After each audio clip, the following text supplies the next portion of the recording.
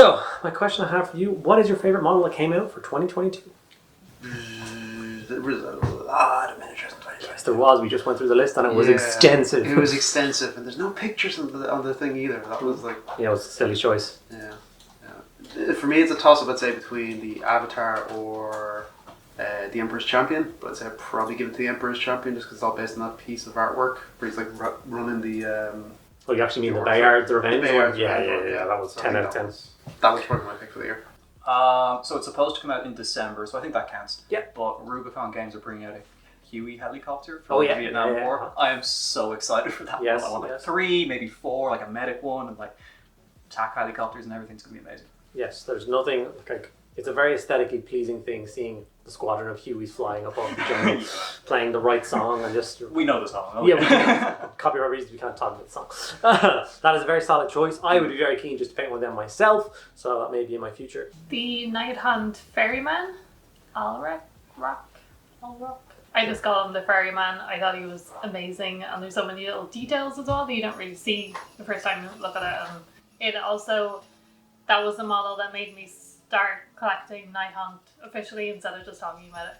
I have that, like, I call it the model, which is a weird way of saying it, but yeah, he's definitely the model for that range. I love it. Can I give you like a range? Sure. Okay. So the New Cadians for me were an absolute amazing series of miniatures. Mm-hmm. And when I first saw the pictures of them, I thought they were absolutely beautiful. I was terrified that they were going to be really difficult and complicated to paint with all the extra gear. I didn't find that at all, and I found the process really, really satisfying. Hence, the entire box set is ready to rock and roll, and I'm literally biting at the teeth to get my hands on the rest of the range that they've showed off so far. So, New Cadians for me are top notch. Awesome. One further question I'm going to ask you from all your viewers here: what was your favourite model you painted for the channel this year? Funnily enough, the Cadian is one of them that jumps out at me. I did say that after I painted it. This might be my favourite miniature I painted.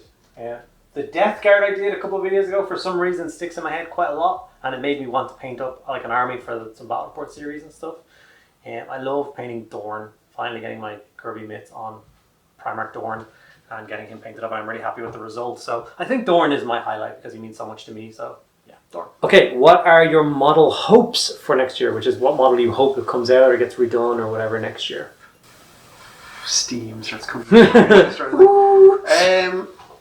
I don't know is the short answer. Like, I'd like to see some more stuff maybe for like Flesh Eater Courts, because it's an army I actually have quite a little bit of. Or maybe some new guard stuff. So, like we've seen the new Cadians and all that kind of stuff. Like if we saw a one-off, I don't know, plastic Destroying Warband or whatever else. So, something like that, you know, one more just one-off. Here's a Warband of dudes. I think that'd be really cool. So. Like Gaunt's Ghost or something. Yeah, that'd be super cool. I think that'd be kind of cool. Again, this is not GW, so I'm sorry, I'm ruining your image here. But Victrix Miniatures are doing a whole range of late Romans when the Roman Empire started to collapse and like Attila the Hun and everything came in.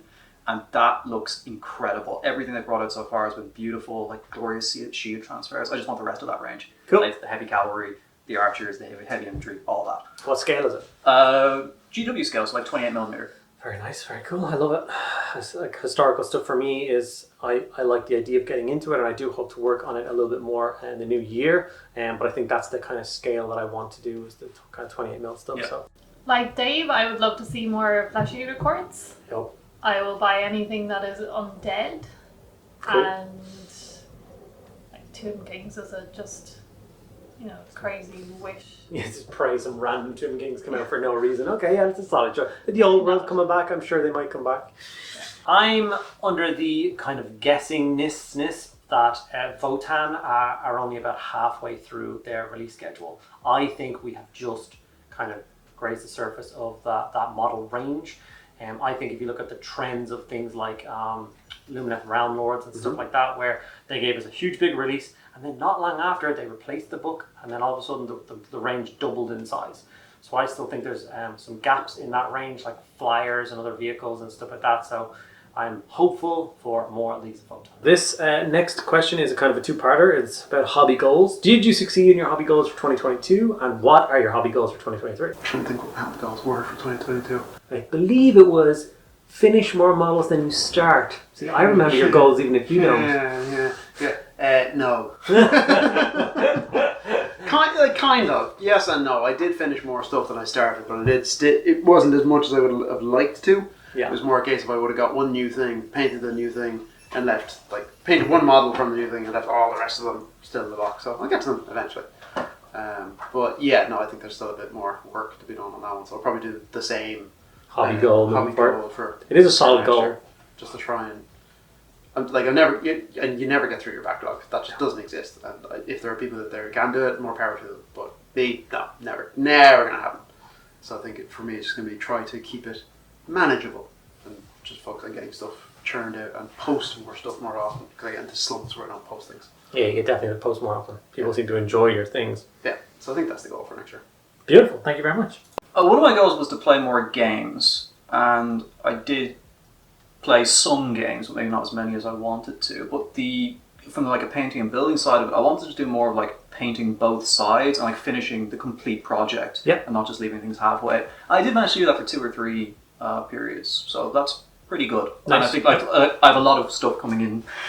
my pile of shame is growing ever larger, so I want to keep doing that and like just continue completing like one side and the other side, and just having that done and kind of setting that aside and not adding to it afterwards. And then to preface that, you are doing mostly historical games, so a unit is usually the same number of miniatures as somebody's whole army in 6 months. Yeah, I mean, I've got a project coming for a very small battle called the Battle of Emsdorf. In real life, it was like 3,000 versus 3,000. So I'm looking at probably about 500 miniatures for that. Yes, okay. So that'll be fun. And your hobby goals? Paint that. Among other things. Sounds like a plan. I didn't succeed that well this year. I had planned to start finish a complete second army, which was going to be Night Hunt. My goals for next year are to have a complete second army, and also either Shatterpoint or start an army for Sorrow's Legion. I don't think that I put a specific goal on myself. I do think I painted an ungodly amount this year. So I think no matter what way you ask the question, I think I succeeded in doing hobby this year. I painted pretty much every day and finished models week after week. So yeah, I'll do another end of year post like I did on Instagram last year with a whole table filled with everything I've done this year. And I guess I'll judge it then. My goal for 2023 is to finish on about 50,000 subscribers for my YouTube channel. That's my goal, so I'm more than double what I'm on now. So let's see how that works out. And from there, hobby goals is just to continue creating kind of 4 or 5 videos a week, which is a big ask. And try and get through some more projects that are a little bit more tailored towards me. So for instance, ever since I did the videos on the Eldar range early in the year, I have been dying to get back and finish off kind of like 1,500 points of them. So hopefully get through a couple more projects that I've been looking forward to doing myself. And then one final sneaky question for you. Is there anything you can give people a tease or a preview of or a snippet of what to expect from Mediocre Hobbies in 2023? 2023, one of the things I'm going to be looking forward to in 2023 is, obviously you guys know that I do, like I said, 4 to 5 videos a week.